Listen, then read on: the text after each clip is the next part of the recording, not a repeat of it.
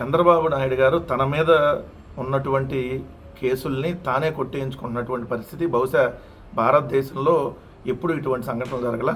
ఎందుకంటే అతను ధైర్యంగా ఎదుర్కొనేటటువంటి సత్తా లేదు. రేపొద్దున ఏదైనా కేంద్ర ప్రభుత్వంతో గొడవలు వస్తే మరి ఈ కేసులన్నీ మళ్ళీ ఈ కేసులకు సంబంధించిన మూమెంట్ స్టార్ట్ అయ్యిద్ది అనేటటువంటి ఉద్దేశంతో ఇప్పుడు ఒక్కొక్క కేసు కొట్టేయించుకున్నాడు. దానికి సంబంధించి ఏదైతే ఒక ప్రజా ప్రయోజనాల వ్యాజ్యం వేశారో ఒకళ్ళు, ఈ మేరకు దానికి న్యాయమూర్తి జస్టిస్ జ్యోతిర్మయి మంగళవారం ఈ మేరకు ఉత్తర్వులు ఇచ్చారు.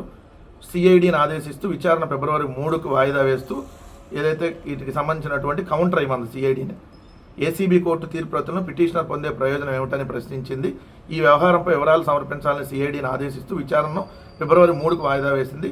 ఫైబర్ గ్రిడ్, మద్యం పాలసీలకు సంబంధించి చంద్రబాబు తదితరులపై వైసీపీ ప్రభుత్వం నమోదు చేసిన కేసులను ఏసీబీ కోర్టు మూసివేసిందని, ఈ కేసుల తీర్పు ప్రతులు రికార్డులు ఇవ్వాలని చెప్పి విశ్రాంత రైల్వే ఉద్యోగి ఏమో కొండలరావు హైకోర్టులో పిటిషన్ దాఖలు చేశారు. పిటిషన్ తరపున న్యాయవాది జడా శ్రవణ్ కుమార్, సిఐడి తరపున అదనపు పీపీ పానిని సోమయాజీ వాదనలు వినిపించారు.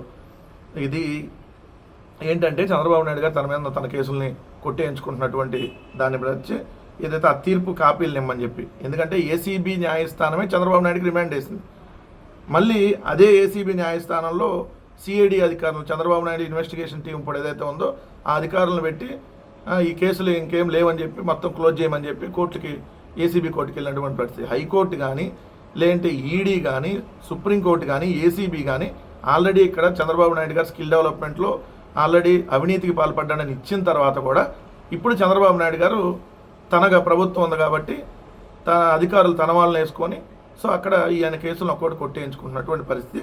దీనికి సంబంధించి విచారణ ఫిబ్రవరి 3కు వాయిదా వేశారు.